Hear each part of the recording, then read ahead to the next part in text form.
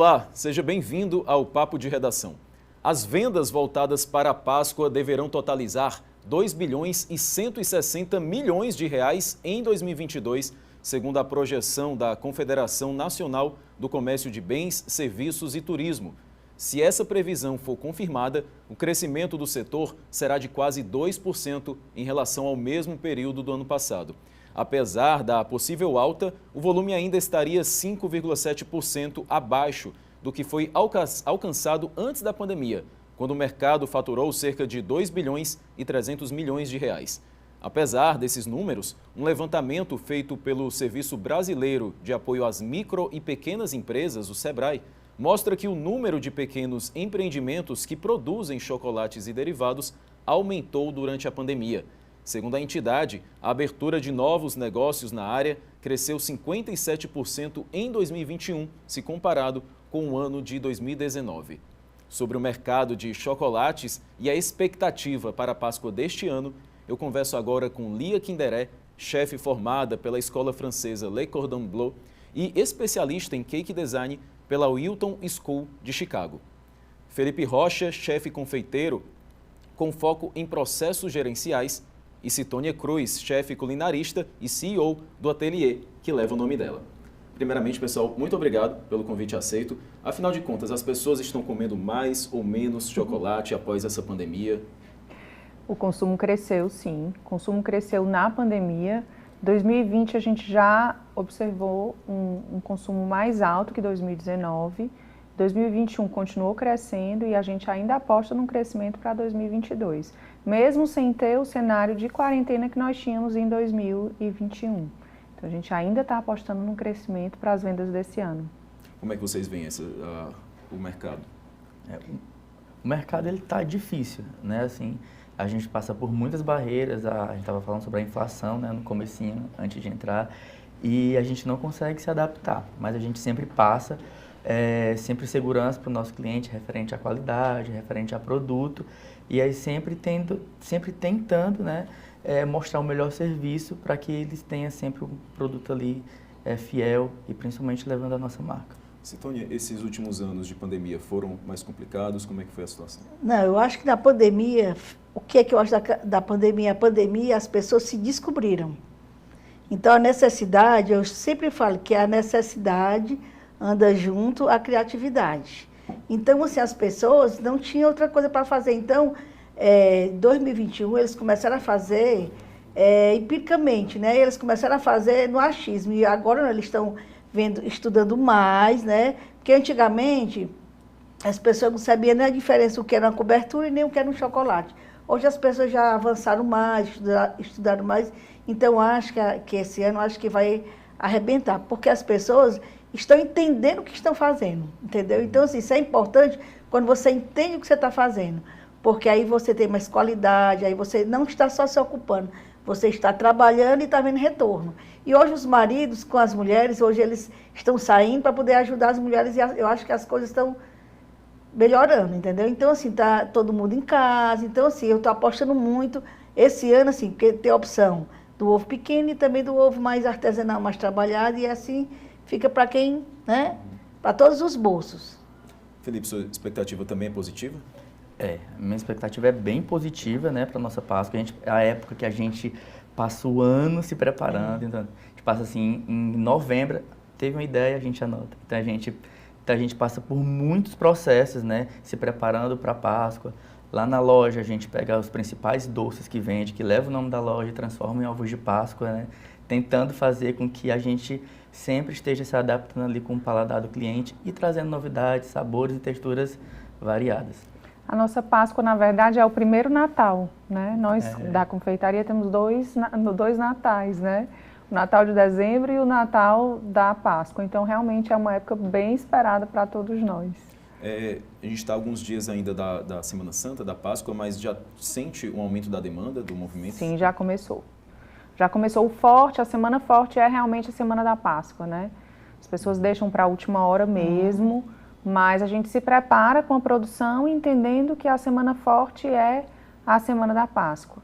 E aí o que acontece muito nas confeitarias, e que eu considero uma cilada, é as pessoas, por não estarem vendo o movimento anterior, não se prepararem na produção, com a produção, né? Acharem, não, tá fraca a venda, não vou produzir. Quando chega na semana da Páscoa, não tem produto para vender. Isso aconteceu com a gente em 2020, na verdade, que foi o primeiro ano de pandemia, em que a gente estava vivendo uma quarentena muito forte, né? Eu tinha projetado uma Páscoa bem maior, e aí, diante da incerteza de como seria a Páscoa, a gente reduziu a produção. E a gente só não vendeu mais porque a gente não tinha produto. Senão nós teríamos tido uma Páscoa ainda maior. Deu tempo de correr atrás também, não? Não dá, nunca dá tempo. Ou você se prepara, como nós somos produções artesanais, não somos produções industriais, se você não se preparar com antecedência, você não consegue correr atrás. É um trabalho muito delicado. É um trabalho mais delicado. Felipe, como é que está o movimento? Já sente o aumento da demanda se aproximando aí da Semana Santa? Sim, né? Inclusive hoje o atendente lá falou, Felipe, a gente está recebendo muita encomenda, né? E realmente a gente vem dessa questão de se antecipar. Realmente a Páscoa, eu começo a me preparar em janeiro, né? Assim, embalagem, compra do chocolate, fornecedor e tudo, para quando chegar nessa reta final, que são os 20 dias, começar a produção. E a gente meio que trabalha sem uma expectativa firme, né? A gente trabalha ali acreditando que vai dar certo. E aí quando chega na semana vem aquela explosão, né? Realmente uma loucura, mas a gente está apostando firme que vai se repetir o que aconteceu ano passado, que foi um sucesso e a gente conseguiu bater a meta. Sintônia, percebe? Eu acho, assim, eu conversando muito com meus alunos, porque agora eu gosto muito desse entrosamento com o aluno. O que é que eu percebo? Eu percebo que eles estão mais criativos. Eles fazem ovo de Páscoa, fazem esse bento cake com a mensagem de Páscoa, barra de chocolate. Então, assim, quem puder dar uma lembrança de R$12, vai ter. Quem puder dar um de 90, vai ter. Então, assim, eu acho que o mercado, as pessoas se prepararam mais. É como a Lia estava falando. Antigamente, as pessoas faziam o brigadeiro no mesmo dia. Não, hoje as pessoas já estão entendendo que as casquinhas já pode fazer com antecedência, como armazenar. Então, isso aí conta muito para o seu sucesso. Porque tu já pensou, porque é como a Lia estava falando, é tudo artesanal. Então, você não pode fazer 300 casquinhas de um dia para o outro. Então, você tem que ter uma programação. Então, eu acho assim, pelo que eu vejo das minhas alunas, elas estão muito empolgadas. Assim, e eu também mais empolgada, porque a coisa melhor do mundo é a realização profissional, né? Quando você começa a fazer um negócio que dá certo, é muito bom você ver uma pessoa que o seu olhar brilha. Quando passou a Páscoa, eu coloquei minhas contas tudo em dia. Ano passado, quando eu via isso, eu ficava toda arrepiada em saber assim, que a pessoa conseguiu. Porque assim, o sucesso do aluno é o seu sucesso, né? Então, assim, eu bato muito nessa tecla. É tanto que eu digo assim, qualquer coisa me chama, que eu vou ajudar, porque é muito bom você ver assim, o sucesso das pessoas, sabe? Eu acredito muito, né? Eu lembro muito, quando eu comecei a estudar o mercado, que o Alexandre da Cacau Show me disse, eu tive a oportunidade de conhecê-lo, e ele me disse que todas as franquias têm o payback do investimento na primeira Páscoa. Então, eu sempre entendi que aquele momento era um momento de alta lucratividade, né? Que trazia um retorno financeiro muito, muito importante para a confeitaria. Então, isso que a Sintônia está falando, de você conseguir finalizar a Páscoa, e, né, que as pessoas, os menores, conseguem pagar todas as suas contas, né, é uma grande oportunidade para o pequeno empreendedor. Né? Hoje a gente já tem uma produção um pouco mais estruturada do que antes. Antes a gente, eu me lembro demais, na primeira Páscoa da Sucre, eu ia na loja, as pessoas ficavam me puxando pelo braço, querendo um ovo, e eu já não tinha mais, já estava virando noite, já estava no finalmente, né? Hoje não, hoje a gente começa a produzir as cascas em janeiro. Então a gente já tem uma produção de cascas acontecendo em janeiro, para depois a gente só fazer essa finalização por conta do shelf life, que é mais curto, né? Não tem nenhum tipo de conservante, os nossos ovos, então você precisa finalizar aquele trabalho realmente mais perto, né? Tem alguns ovos que têm validade de 30 dias, mas tem ovos que têm validade de 15 dias, 10 dias. Então a gente vai fazendo um cronograma muito bem estruturado, com uma equipe que é toda contratada a mais, né? A gente não, o nosso time cresce na Páscoa só para a Páscoa, né? Então a gente também tem essa geração de emprego nesse período e isso representa bastante para a gente. Queria complementar, Felipe? Pegando o gancho que a Sintônia falou, a Páscoa, para muita gente, é a porta de entrada para a confeitaria, né? Uma renda extra, um puxadinho ali. A gente dá bastante curso, a gente vê no período da Páscoa pessoas que nunca tiveram contato com o chocolate. O que o brigadeiro para a gente é muito simples, para elas é um desafio. Então, a gente vê muito isso nos cursos, os primeiros passos, as pessoas entrando no novo mercado, querendo se tornar independentes, né, e tal. Então, isso é muito importante. A Páscoa ela é importante para o confeiteiro que já está no mercado, porque ele vai conseguir bater sua meta, já é um ponto seguro, e é importante para o pequeno empreendedor e também para quem está querendo mudar de ramo, entrar ali na confeitaria. A Páscoa é um vapor assim, muito forte, né, um empurrão muito bom para investir no primeiro equipamento, na primeira panela mexedora, né, que é o sonho de muita gente. E a Páscoa eu vejo muito isso, é um primeiro passo, né, para muita gente, muita gente. Eu comecei o programa apresentando um levantamento do Sebrae que de 2019 para 2020 teve um aumento aí de 57% nos negócios, empreendimentos, pequenos empreendimentos voltados para confeitaria, voltados para a produção de chocolate.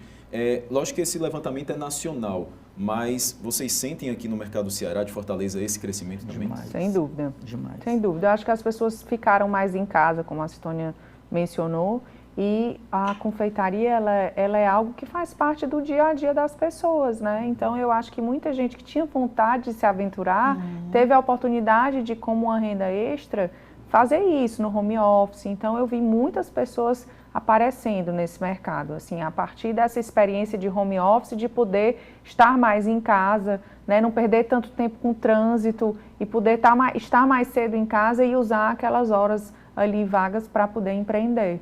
Né? Acho que aconteceu isso. Até mesmo antes da pandemia, né? Eu fui dar uma consultoria e o dono da loja falou: Felipe, eu estou muito preocupado, porque antigamente a gente vendia muitos bolos. Hoje em dia tem um confeiteiro que ele falava assim, né, em cada esquina.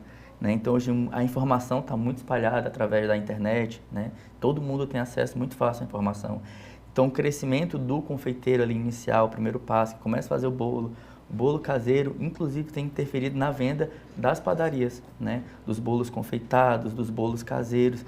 E isso é muito importante, né? Você prestar atenção nisso, quer dizer que tem gente ali que está realmente mudando de planos, né? Querendo entrar ali na confeitaria e está incomodando os grandes empresários, donos de loja, né? Então, assim, isso me chamou muita atenção. E isso foi antes da pandemia. Depois da pandemia, quer dizer, no período da pandemia, isso foi mais forte ainda, né? Muita gente entrando, não só na confeitaria, né, mas montando aí os aplicativos de delivery, onde não precisa de grandes estruturas, tem gente lá batalhando, indo, né, apesar assim dos impostos altíssimos desses apps, mas eles estão lá, né, estão aprendendo e se desafiando. Será que a pessoa mais tempo em casa ficou com mais vontade de comer chocolate? Talvez, eu acho que a pandemia trouxe um nível de ansiedade alto, né? Tem isso, né? O muitas chocolate pessoas, está associado, né, à ansiedade. Sem dúvida, né? Produção de serotonina. Quase não sai. Isso, então eu acho que do bem-estar, né? Então eu acho que muitas pessoas buscaram isso também, esse conforto no doce, né? O doce ele traz um conforto para a alma, né? De uma forma geral, não só o chocolate. E foi o período que mais a produção caseira, de monoporção, doces em copos, em pequenas porções, foram criados, né? Esses copos bolha, foi tudo produto da pandemia. Né, essas fatias, acredito que o Bento Cake também, por você estar lá no cantinho, só você e outra pessoa. Então, produtos menores, né, até os kits das lojas de padarias foram reduzidos para se encaixar no modelo pandemia. Aquele família de 5 pessoas e tal, 4. Então, viu muito isso. Agora, vocês que estão assim, há mais tempo no mercado, são mais experientes, como vocês observam essa movimentação, esse crescimento? Isso é bom ou ruim para a concorrência? Eu acho super positivo. Acho que a concorrência é a melhor coisa que existe, porque faz você sair do lugar comum, faz você se especializar, faz você buscar. Então, assim, eu nunca tive medo de concorrência e nunca olhei muito para a concorrência no sentido do que a concorrência está fazendo. Cada um tem seu diferencial, isso, né? E eu acho que tem outro ponto positivo, que é a especialização do mercado. Quando eu comecei, não existiam patisseries em Fortaleza, ninguém sabia nem o que era patisserie. Tinham confeitarias tradicionais, então a gente trouxe o conceito de patisserie e logo depois vieram outras que fizeram com que o público se especializasse e entendesse o valor de um produto que tinha um valor agregado um pouco maior, mas reconhecesse aquela diferenciação daquele produto, né? Então, e pagasse a mais por ele também, topasse pagar mais, né? Que é uma estratégia de diferenciação que a gente vê. Então, acho que é super positivo para isso também. Você traz mais mão de obra qualificada. A quantidade de faculdades de gastronomia que surgiram, na época que eu fiz, não existia nenhuma faculdade de gastronomia. Nem se falava muito da profissão, né? Então, eu acho que é super positivo. Felipe, como é que você vê essa movimentação? Eu concordo com tudo que a Lia falou e ainda acrescento que para mim esse ano para mim ela teve uma visão diferente que eu tive da concorrência. Eu estava falando com a empresária, que eu sou dona da loja, né, com a gente trabalha junto, e eu falei sobre concorrência, ela preocupada, e eu peguei e falei assim, a gente vai ter a resposta se a gente está no caminho certo ou não, se a gente está fazendo certo ou não agora. A gente vai ficar parado, a gente não vai criar produto novo. Isso foi uma situação que aconteceu. E eu falei para ela, se a gente estiver errado, a nossa venda vai cair, né?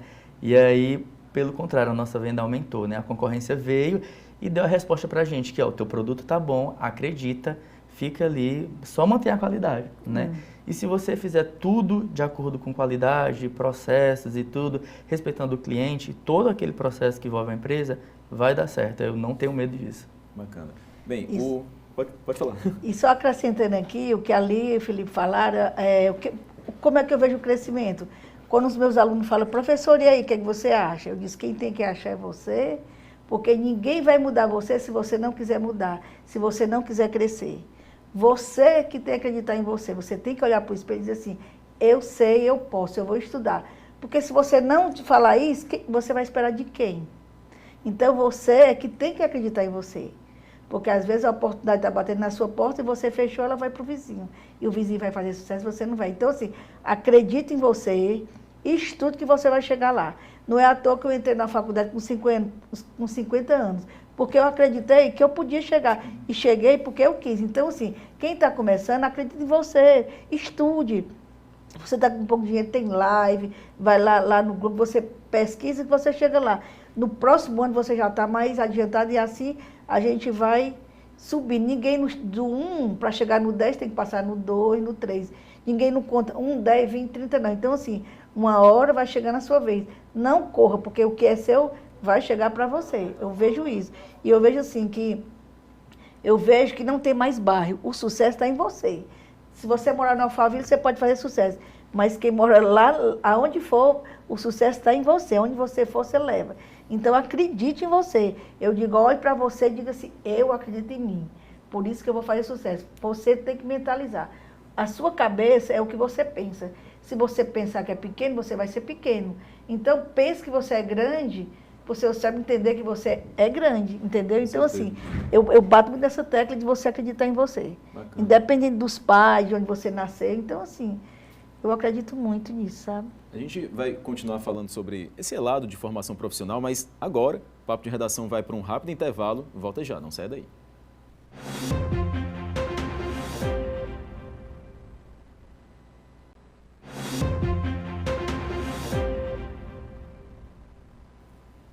Papo de Redação de volta, falando sobre a expectativa para a Páscoa desse ano. No bloco anterior a gente vinha falando de formação profissional. Há um certo tempo a gente tem a escola de gastronomia, né, no M. Dias Branco, lá no Mucuripe. Agora há pouco nesse ano foi inaugurada a escola de hotelaria e gastronomia também. E como é que vocês veem essas novidades em termos de formação profissional?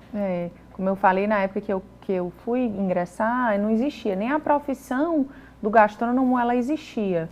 Você não ouvia falar dos chefes como você ouve hoje, né? E quando eu fui, foi até uma barreira que eu precisei quebrar interna com a minha família, porque as pessoas não entendiam. Eu fazia uma faculdade de Direito. E aí eu cheguei para o meu pai e disse, pai, eu quero estudar gastronomia. E ele disse assim, você vai trocar o direito por uma cozinha quente, né? Então, assim, não tinha um entendimento. Eu disse, não, mas é o que eu quero e é o que vai me fazer pular da cama todo dia para trabalhar. Que ele sempre dizia para mim que eu tinha que pular da cama todo dia para trabalhar, a profissão que eu escolhesse. E aí, então, eu fui para a gastronomia, né? Fui estudar fora, porque no Brasil só tinha a IMB, que era um curso técnico de 2 anos e que nem era especializado na área que eu queria, que era a confeitaria. Então, não existiam. Depois foi que começaram a aparecer essas ofertas, o que é maravilhoso para o mercado, porque, como eu disse, traz uma mão de obra qualificada, né? As pessoas se qualificam mais, têm mais oportunidades. Eu mesmo tenho vários colaboradores que vieram da Escola de Gastronomia Social do Moinho, e acho que é isso, acho super positivo. Acho que quanto mais oferta tiver, mais mão de obra qualificada a gente vai ter, mais qualidade no trabalho da gente a gente vai ter. Bacana. Felipe, essas políticas públicas, né, voltadas para a produção, você vê que pode tornar, né, nossa cidade, nosso estado uma referência? Sim, e essa é a expectativa deles, né? Eu lembro que quando eu comecei, quando eu entrei na cozinha, foi uma válvula de escape, né? Porque estava tudo dando errado, eu não vou para essa área aqui. Mas meu primeiro vestibular foi para gastronomia, isso há anos e anos e anos atrás, e não passei na UFC. Foi o primeiro vestibular da UFC, e aí eu não consegui passar e acabei entrando em outras áreas. E eu comecei sem curso, porque eu não tinha uma faculdade, não tinha... Aqui em Fortaleza nem se ouvia falar, tinha curso assim no centro da cidade, em loja, aquela coisa bem pequena. E aí quando eu comecei foi exatamente assim, né, engatinhando mesmo, porque eu não tinha renda para viajar, nem para fazer um curso fora do estado, nem do Brasil. Então eu fui ali engatinhando. E hoje essa geração nova que está entrando, ele já pega assim, os profissionais capacitados, né, dentro de cozinhas maravilhosas. As cozinhas do Moinho, né, daquela rede ali, são cozinhas que, na verdade, até é difícil você achar dentro de Fortaleza um restaurante ou uma confeitaria tão bem equipado. Mas ele tem a experiência ali de primeira, né, assim, de um outro nível. E é muito importante para eles, né, colocar nessa geração nova de que a cozinha é também um exemplo de sucesso, né? Faz também profissionais de sucesso. Eu lembro que quando eu comecei, assim, na escola mesmo, eu não escutava que o cozinheiro era um objeto de sucesso. Nunca escutei que um confeiteiro também poderia se tornar um sucesso. Não se ensinava isso na escola. Hoje não, né? Hoje já mudou, já se fala, né? Já se mostra ali o confeiteiro, o cozinheiro, como uma pessoa que sim pode ter seu sucesso, que é de sucesso, né? Que é empoderada ali, que está forte, firme e apresentando seu trabalho. Bem, a gente vive um momento de crise no país, inflação. Eu queria falar um pouco do processo produtivo de vocês, a matéria-prima de vocês. É daqui do Brasil? Vocês trazem de fora? Como é que funciona isso? Eu tenho uma relação forte com dois caminhos diferentes, distintos. Eu tenho uma produção que a gente faz com chocolate belga, que não é o chocolate nacional. O brasileiro, ele demorou um pouco para conseguir chegar no nível do chocolate cacau fino, que a gente chama, né, de um nível alto. Então, eu por muito tempo pautei meu trabalho na produção de chocolate belga, porque era o melhor que a gente conseguia encontrar em termos de produto. Embora fosse um produto mais caro, mas a gente fez um trabalho para que o público entendesse a diferenciação daquele produto, né? E um outro trabalho que a gente tem é com o cacau do Ceará. Existe uma plantação de cacau em Tabuleiro de Russas e a gente pega esse cacau e a gente transforma em chocolate, né? Então a gente faz o processo produtivo do chocolate. Essa produção é uma produção um pouco menor em termos de volume do que eu tenho com o chocolate belga, mas é uma produção importante porque levanta a bandeira de que o Ceará é um grande potencial de produtor de cacau. E aí eu vou explicar. O cacau produzido no Ceará, ele tem notas que o cacau é igual ao café, igual à uva, né? Ele tem um terroir. Dependendo da região onde ele é plantado, ele vai resultar num produto diferente. O nosso cacau ele é muito especial porque ele resulta num produto que tem notas de rapadura, de mel, de cana, né? E não tem nada disso adicionado na receita. Mas no final do chocolate, você sente lá no fundo essas notas de mel e são derivadas do microclima, né? Vem por conta do microclima do Ceará. E tem um outro dado, a nossa produção aqui, proporcionalmente, claro, porque nós temos menos produtores de cacau no Ceará, mas ele produz 3 vezes mais do que a produção de Ilhéus, que é o maior produtor de cacau do Brasil, por conta da sazonalidade das chuvas. Então a gente tem uma produção que ela pode ser, se for numa zona irrigada, ela pode ser 3 vezes maior do que o atual maior produtor de cacau do Brasil. Então, é um trabalho de um chocolate que levanta a bandeira do Ceará como produtor de cacau e é um chocolate de altíssima qualidade, né? É cacau fino e ainda mais sendo uma coisa nossa, né, que fomenta também a nossa economia. Então a gente tem muito orgulho de trabalhar com esse chocolate. O chocolate que a gente participa, a gente chama do processo Bean to Bar, né, Tree to Bar, que é da árvore à barra, né? A gente faz todo o acompanhamento do cacau, desde da secagem, colheita, né, fermentação, que ele fica naquelas barcas de madeira tendo as viras, né, e passa 7 dias nessa fermentação, depois ele vai para a secagem, e aí depois vai para a torrefação, depois para a moagem, depois vira nibs de cacau, que é aquele cacauzinho que a gente até vê em algumas receitas mais fits, né? E depois ele vira chocolate, quando a gente adiciona os ingredientes. E né? como é que é a aceitação desse produto fora do Ceará? É muito bacana porque é um produto de origem, né, controlada. E as pessoas têm essa valorização do que é de origem controlada. Então você vê até o cacau, às vezes você compra da Calibu, você vê o cacau do Brasil, né? Então quando você coloca a região, é como a mostarda, que a melhor mostarda é a Dijon, que é da região de Dijon da França, né?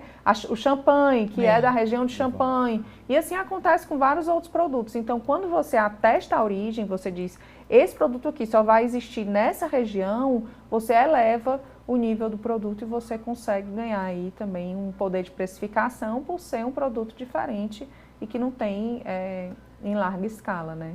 E, Felipe, como é que está o seu processo produtivo diante da inflação, da crise que a gente vive atualmente? A gente manteve, né, a gente manteve o processo, a gente não alterou em nada, sendo que a gente teve que diminuir o markup da gente para a gente não passar para o cliente. Porque o cliente, ele querendo ou não, a gente não pode culpá-lo essa oscilação de preço e nem está mudando, né? É realmente difícil, a gente deu uma resinha, né, o markup da gente, confesso que realmente diminuiu, né, mas para a gente manter ali o cliente. A sua matéria-prima é nacional ou é importada? Toda a nossa matéria-prima é nacional. Na construção da loja, desde a proposta, que a gente tem uma proposta africana na loja, foi toda pensada para a gente usar esses ingredientes mais acessíveis, para a gente não ter essa variação de preço com exportação e etc. Então a gente fez um estudo tanto da região, né, como trabalhar uma confeitaria nessa região e como também ter uma marca única. Então a gente pegou elementos africanos, da cultura africana, introduziu dentro da proposta da loja, porque é uma proposta que agrada a gente também, né? A gente gosta muito disso. E aí a gente trouxe para dentro da loja e também pensando na questão financeira, né? Porque não tem grandes níveis, tem produtores aqui, né? Então a gente usa muitas coisas como tapioca, farinha d'água, né? Nos doces, praliné de farinha d'água, tapioca.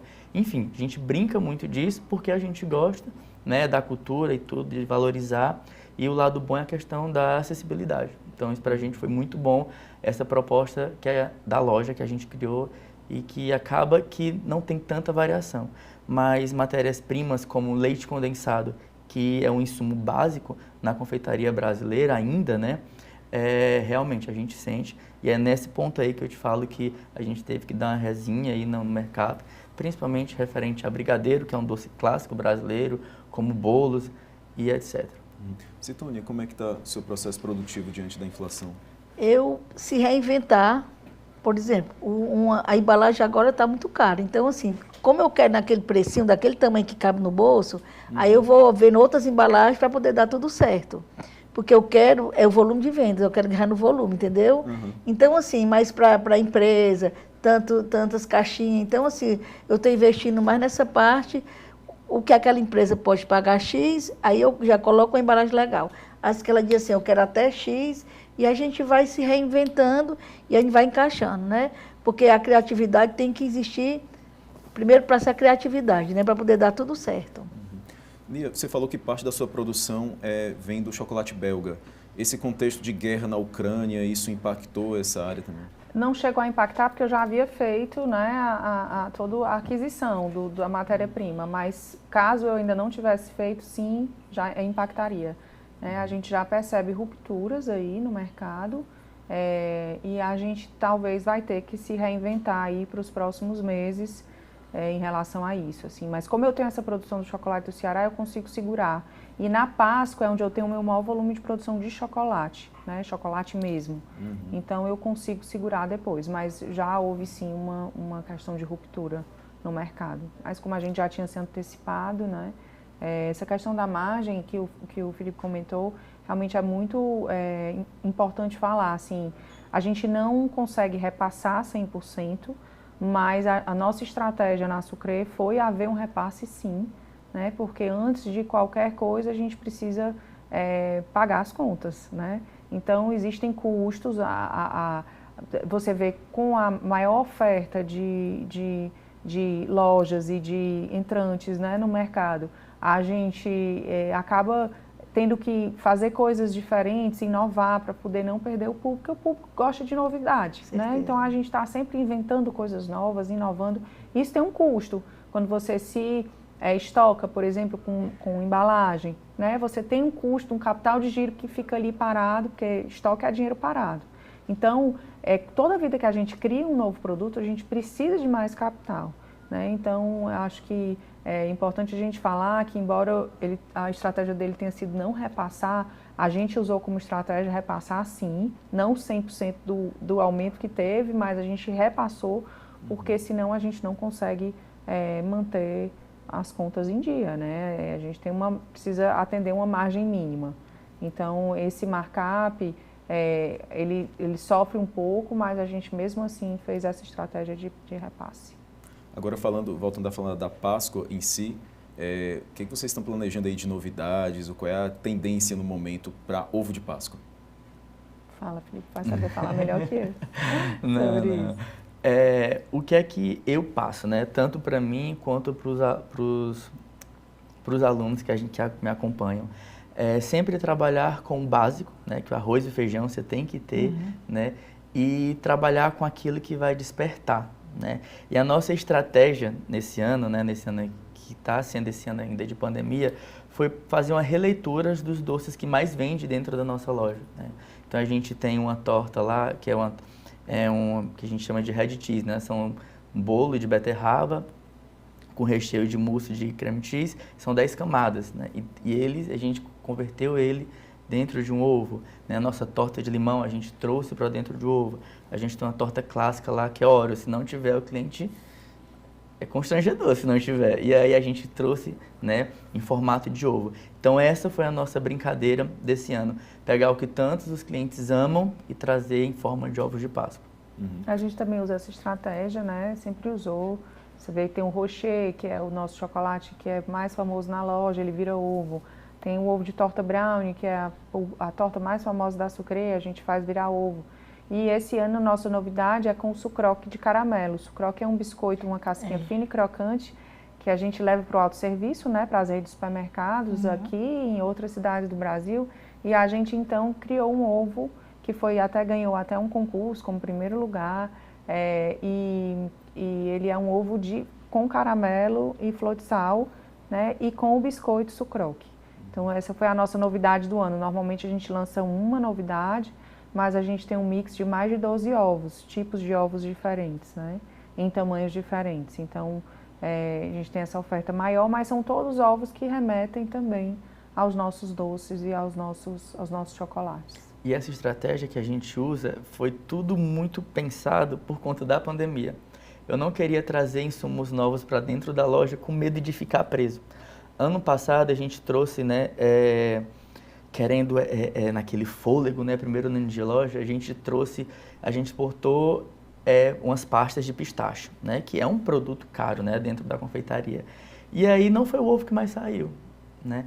E aí esse ano... Arriscado, então. Arriscado. Como a Lia fala, estoque parado, né, é dinheiro ali parado. Então, esse ano eu utilizei dessa estratégia para pegar tudo que eu já tinha no meu estoque, para não aumentar a minha curva, né, de produtos, e aí eu transformei em ovos, né, com medo de ficar o estoque. Até a embalagem, ano passado a gente padronizou as embalagens, tinha o meu nome e tudo, era uma temática sobre a fábrica de chocolates, e aí a gente encomendou muitas embalagens e ficaram algumas, né? Até isso a gente tem que refletir, né? O que vale a pena, o que dá para ser aproveitado. E a estratégia desse ano foi exatamente essa, pegar produtos que a gente já trabalha e converter em ovos de Páscoa. Citônio, o seu ateliê, o que tem de novidade esse ano? Lá nós vamos fazer também aquelas petisqueiras, porque monte seu ovo, aí você bota a casquinha, você bota o recheio, bota o brownie, bota o morango que você monta. e também os de criança. Porque hoje em dia as crianças, de tanto ver, todo mundo agora quer, eu quero fazer bolo, eu quero ser chefe. Então, assim, as crianças, antigamente, você não via uma criança de doma, hoje em dia essa criança é toda arrumadinha e também fazer os kits, isso é importante. Porque aí você vai também, ela bota o granulado, ela bota o MM. Então assim, é uma maneira de estimular, de você presentear uma pessoa, uma criança, você pode dar a tantos afiliados, como eu tenho 58, né? Então, eu tenho que dar alguma coisa, assim, eu não posso ficar dando de R$100. Então, eu já estou fazendo todos os kits para poder mandar os mais jovens, aí os outros eu já vou mandando uma mensagem. Então, o importante é você trocar, porque esse negócio de a gente querer agradar todo mundo de um certo nível, né? Eu acho que você tem que criar. E hoje em dia, barra tá em alta, o bento cake também está em alta. Então, assim, a criatividade é que vai valer. E outra coisa também, tire seu rostinho e vá para a internet para você ver que você está vendendo. Você não pode fazer sucesso se você ficar assim. Você tem que dizer assim, olha, bom dia. Assim, aí você fala o que você está vendendo, que você vai ter um êxito melhor. Você tem que falar. Hoje em dia, tudo é... Você perdeu a comunicação, você tem que perder o medo. Aí eu tenho vergonha. Vergonha? Você tem vergonha de querer fazer sucesso? Não tem vergonha não, minha filha. Bote a sua carinha lá e vá. Perfeito. A gente vai continuar falando de tendências, né, para ovo de Páscoa, mas agora a gente vai rapidamente para o intervalo. O Papo de Redação volta já, não sai daí.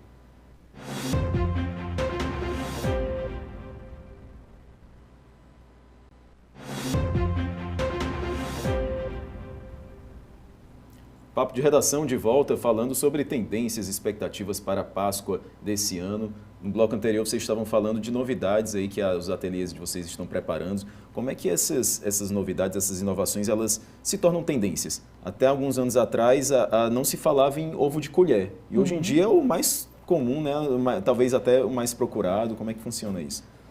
A gente tem uma mudança, né, no perfil do consumo. Antigamente a gente tinha os ovos de supermercado, hoje você já vê a indústria fazendo muito menos, né, vendendo muito menos e fazendo muito menos, né. Essa indústria de ovo de Páscoa, ela caiu bastante, né. Hoje em dia as pessoas preferem realmente esses ovos mais especiais, os ovos mais recheados, né, essa coisa mais fresca, né, que tem mais sabor, que tem mais sabor, que tem um frescor, né, e que tem uma grife também, porque as pessoas gostam de presentear, principalmente, não só para consumo, mas presentear uma marca, né, não é mais só um consumo de ovo de Páscoa, mas sim um presente, né. Tem um valor agregado. Tem um valor agregado, então as tendências vão mudando, você vai vendo ovos mais artísticos hoje, parecem mais obra de arte, você vê outros ovos com mais... Eu acho que o interessante é você trabalhar para todos os públicos. Eu tenho o ovo da casca, crocante só, e eu tenho o ovo bastante recheado, e eu tenho o ovo que é mais artístico. Então, é como a Stone disse, você vai atender a diversos públicos, né? Eu tenho públicos diferentes na minha loja, então a gente busca isso, assim, essa diversificação mesmo. Mas essas tendências, elas vão evoluindo à medida que as pessoas também vão se especializando, né? Hoje você vê mais essa coisa do ovo artístico, da obra de arte e tal. De fato, como a Lia falou, até alguns anos atrás a gente via os supermercados, os tetos tomados, né? Agora é um setor, é uma parte específica. Você concorda, Felipe? Realmente o público está procurando algo mais detalhado, mais trabalhado? Hoje em dia, o que eu vejo muito é as pessoas indo atrás da marca, da pessoa, né? O ovo da Citônia, o ovo da Lia, né? Então, tipo, você se mostrar, se exibir na internet, faz parte, né? Faz com que a venda a venda industrializada caia, né? Porque você está dando ali algo pessoal, algo que foi feito à mão, de verdade. E o mais bacana é que hoje em dia essas marcas industriais, elas cada vez mais estão trabalhando com os chocolates, né, que são gordurosos, não são chocolates fiéis. E aí você pega uma produção artesanal. É um trabalho maior, mas ali tem um cuidado. E isso vai afetar, né, no valor do produto, no valor agregado, né? A mão, o chocolate de verdade, o chocolate do Ceará, o chocolate que vem de fora. Então, tudo isso, a somatória, né, vai aumentar o valor agregado, mas a pessoa vai estar lá feliz com aquele seu ovo. Você vê o movimento dessa forma também? Exatamente. Com tortinha de limão, assim, eu acho que as pessoas estão cada dia mais criativas, né? Casquinha crocante, casquinha com com Kit Kat. Então, assim, no industrializado você não vê um morango, você não vê. Então, assim, cada dia que as pessoas estão se reinventando. É recheio de café, é tanta coisa que eu fico assim, como as pessoas se descobrem. E a gente só se descobre quando a gente tenta. Né? Então, eu acho assim, muito bacana. Eu acho que o cearense, mais do que... O cearense, ele é muito criativo. Eu acho que se botar assim, se for uma exposição, a gente sabe, isso aqui é do Ceará. Porque tá a diferença. Ali ela fazia com farinha, não era ali? Farinha d'água. Era uma farofa de farinha d'água. A gente pegava farinha d'água e fazia uma farofa crocante, doce, né? Mas com castanha de caju e com um toque de flor de sal. E aí a gente fazia a casca do ovo recheada com essa farofa. Era único, viu? Aqui E por que não tem mais? Porque a gente mudou, ele era o ovo do Ceará. Aí a gente mudou hoje a gente tem um crocante diferente dentro do chocolate do Ceará. Mas tudo, assim, embalagens, é muito... eu digo assim, o que é que você quer ganhar? Eu quero um ovo lá da Sucre. Coisa linda. Diga para todo mundo que você também esteve lá comigo, conte. Exatamente, olha, interessante, né? Quando eu fazia faculdade, eu dizia assim, meu sonho, porque eu sou muito assim de pensar e eu consegui. Eu dizia assim, eu quero ir para Sucre. Eu quero ir para Sucre, fazer meu estágio. Quando eu cheguei na Sucre, encontrei essa lindeza lá, que é tia de uma amiga minha que estudou comigo, que é a Gisele. Então, assim, eu fui passar 30 dias, passei 90. Por quê?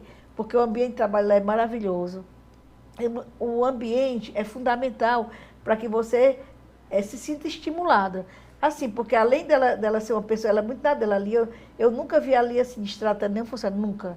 Então, assim, aquela energia boa, e todo mundo, então, assim, eu passei 90 dias, saí, porque eu comecei a dar umas aulas à tarde, e saí. Então, isso é importante, a produção ter uma energia boa. Porque a gente só consegue chegar lá quando você traz todo mundo igual, com jeitinho de falar. Então, isso faz a diferença, entendeu?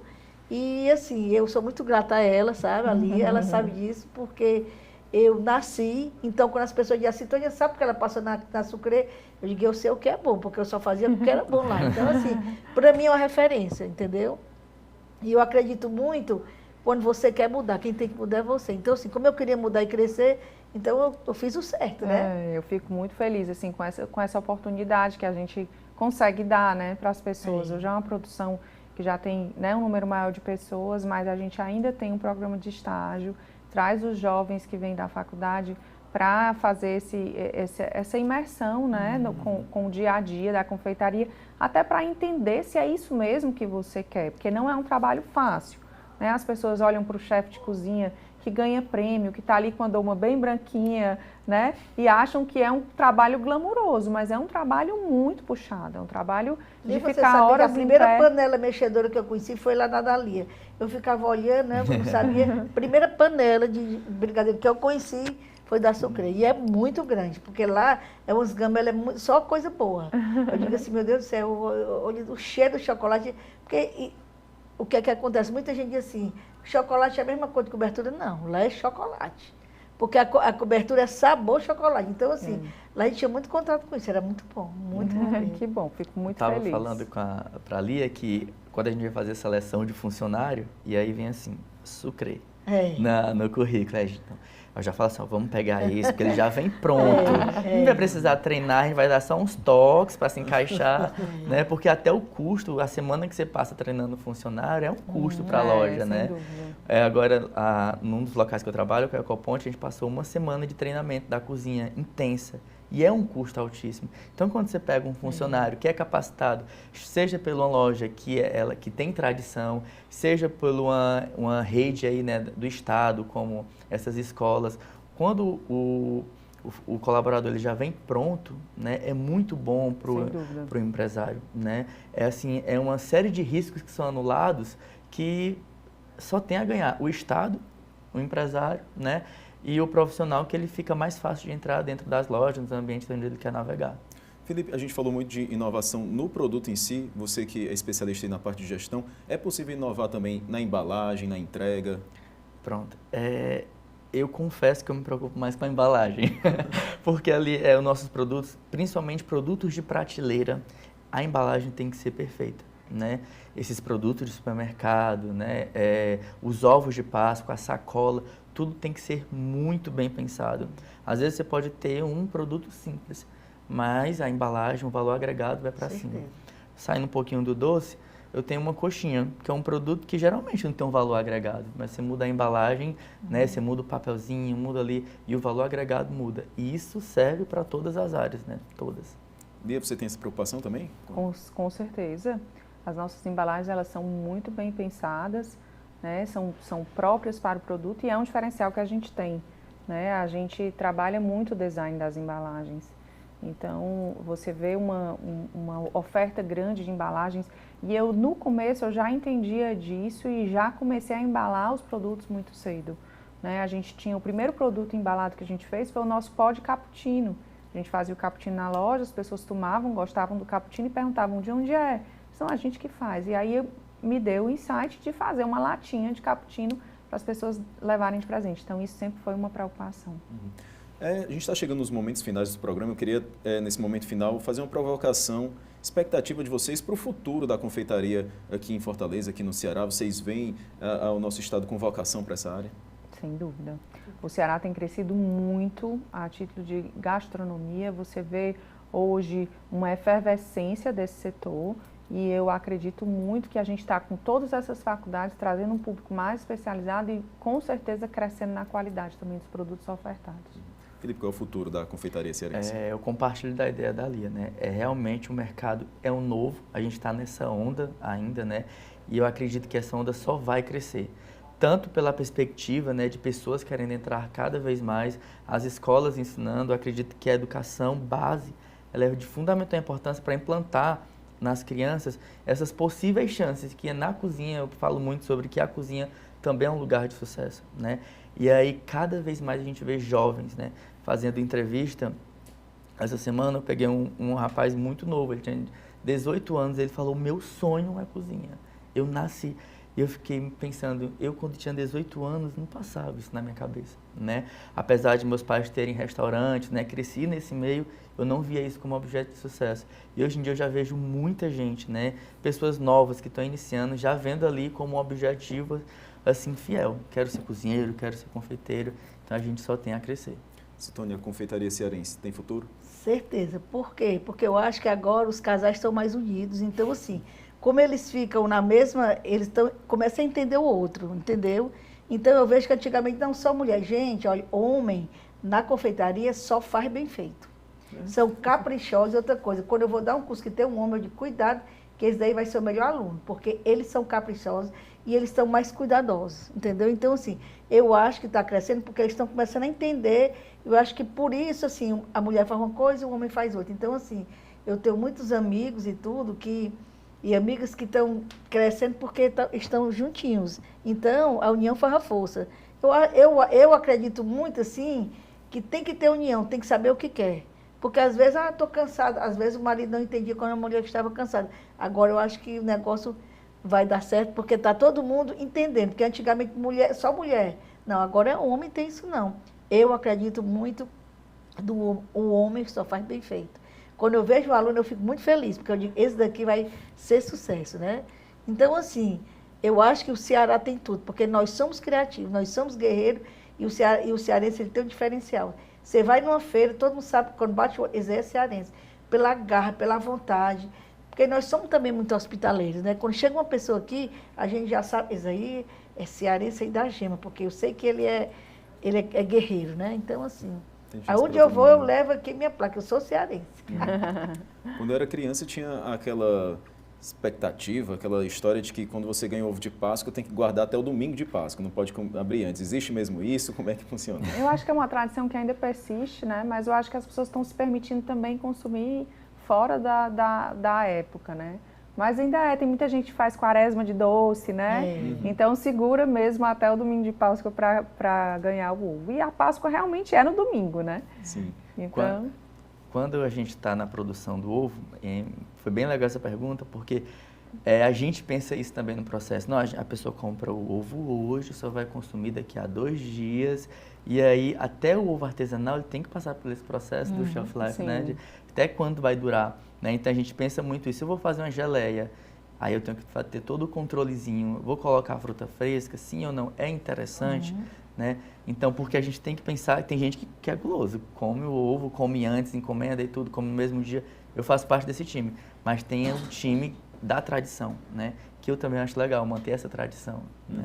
E a gente só tende a ganhar sempre. O certo é comprar o ovo de antes e depois da Páscoa. Compra 2 vezes. O que vocês fazem com os produtos que não são vendidos? Tem uma queima de estoque? Como é que... Depois sempre tem. Sempre tem. Sempre tem um remanescente pequeno ou grande, dependendo de como tenha sido, né, a performance, mas a gente sempre coloca alguma coisa de promocionado depois. E você, Felipe? Nesse ano, eu acredito que vai ser um pouco diferente para mim. Como eu estou trabalhando com o estoque da minha própria produção, né? Então, o que pode ser que tenha ali um pouco de sobra é o chocolate, que a gente realmente está muito abastecido. Igualmente como ali, a gente fez desde janeiro, a gente já fez o nosso estoque, já melhorou o nosso estoque pensando na Páscoa. Então, o que pode haver essa variação é do chocolate. Mas essa questão de ter queima do chocolate, que o pessoal chama ressaca da Páscoa, tem, né? E também é importante para o empresário, né? É mais uma receita ali garantida ali por uma semaninha. Bem, pessoal, estamos chegando ao fim. Agradeço mais uma vez a presença de vocês. Se esse programa fosse comestível, o sabor dele teria sido delicioso. Só pela sensação do que a gente imaginando aqui, os produtos que vocês descreveram. Obrigado mais uma vez. Obrigada Boa a você. Páscoa para Feliz todos. Páscoa. Bem, Papo de Redação termina aqui. Muito obrigado pela sua companhia e até a próxima.